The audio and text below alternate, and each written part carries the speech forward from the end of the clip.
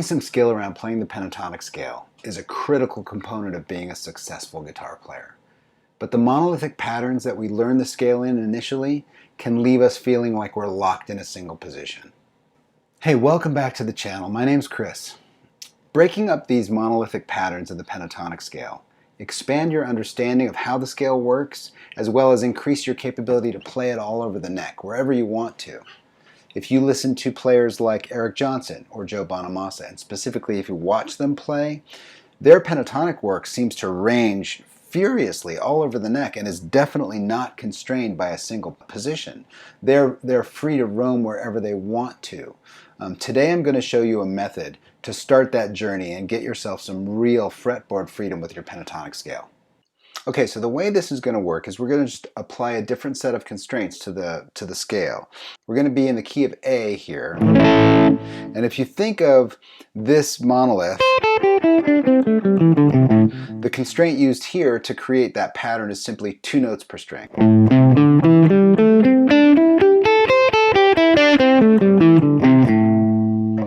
And that creates all of those patterns. You know, we just start 2 notes per string constraint from the first, the third, the fourth, the fifth. Each one of those starting points creates its own monolith. Now, we're going to take a new approach here, and we're going to basically reprogram the way we look at the scale. And we're going to do that with this following set of constraints. We're going to use a box of 4 notes, and we're going to stack that box on the neck using octaves. So if you've seen my octaves video, you'll know that pattern, and we're going to just use this one, this first 3 octaves.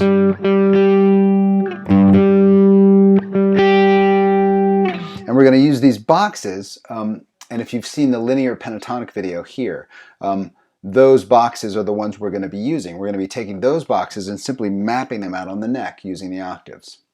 This is going to take the same information that's in the monolith and it's going to shear it out of the position. It's going to push information down on the lower strings and up on the higher strings given the way the octave pattern works. Okay, so let's just get started. Here we are in the key of A. There's our pentatonic scale.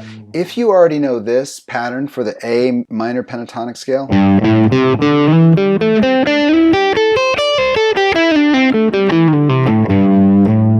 you'll know exactly what we're going to be doing here. We're going to take that idea and that sort of template, and we're going to map it out on each note of the pentatonic scale that hangs on the E string.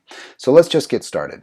Here's our first box. It's simply 2 stacked whole steps, starting on G, A, C, and D,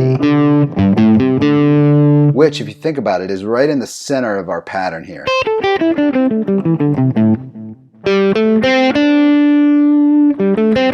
Starts on G. So there it is. We go up an octave. Here it is in the center of our pattern. Starts on G. Go up an octave. So here are our boxes. Now these are 4-note boxes. The pentatonic scale is 5 notes, so we need a note to connect these boxes together. We're going to use 2 different methods to connect these as we go through. You'll see. The one we're using here is basically going to that 5th note in the scale from the pattern itself and just sliding up into the next note in the scale, which sets you up for the next box. Sets you up for the next box. Here's the A minor pentatonic scale now covering from the 3rd fret all the way to the 12th fret. Instead of this distance, instead of just this, you've got this now. Let's do the second pattern. The second one is the top of the monolith, or maybe the bottom if you think about it that way. These 4 notes right at the bottom. So let's just find the boxes. We're going to use the octaves to just map this out. Starts on A.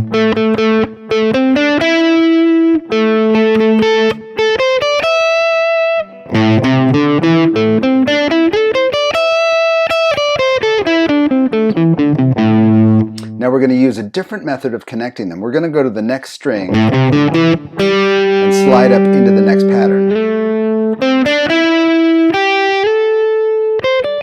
So that looks like this.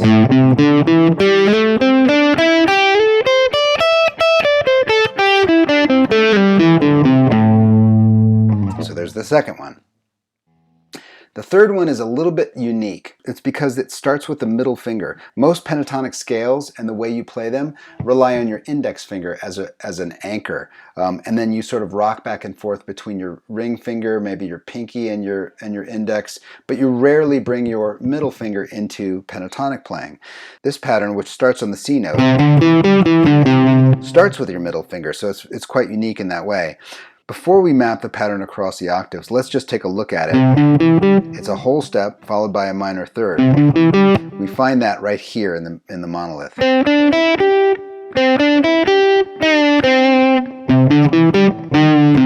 It's the same pattern. It's kind of nice to just relate it to the monolith so you can sort of map the information quicker. Here are the boxes. This one starts on C, up an octave.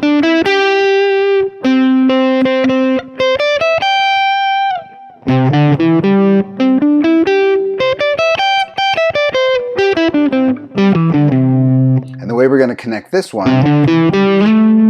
is the slide up from out of the last note in the box. So this sets you up for the next pattern. Now the scale's this big. Now our A minor pentatonic scale basically goes from the 3rd fret all the way up to the 17th fret. This is a lot of real estate. We're slowly starting to fill in all these gaps here on the lower strings as we move the pattern up. The 4th pattern is actually one of my favorites for a number of reasons. One is it's just a set of whole steps like this one. And here's where you find it in the monolith. It's here on the A and the D string. So this one is D, E, followed by G and A.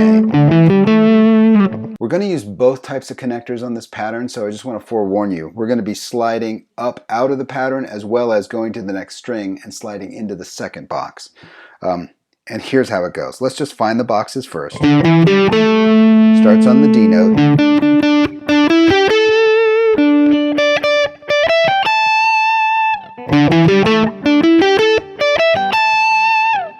So the way we're going to connect this one, as I mentioned, is we're going to use two different methods. The first one, we're going to go to the next string and slide into the next box. On this box, we're going to slide out of the pattern and start the box here. So that looks like this.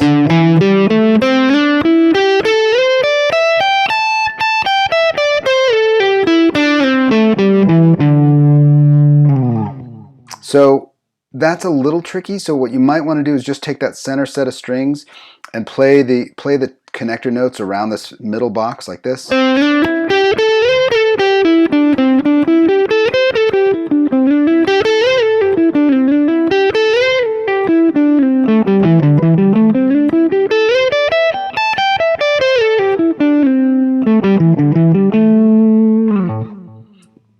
So that's the 4th pattern.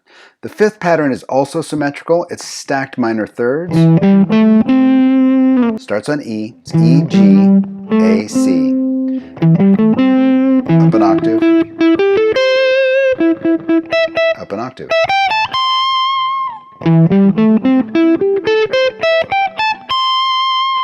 The way we're going to connect this pattern is changing strings and sliding into the pattern from below.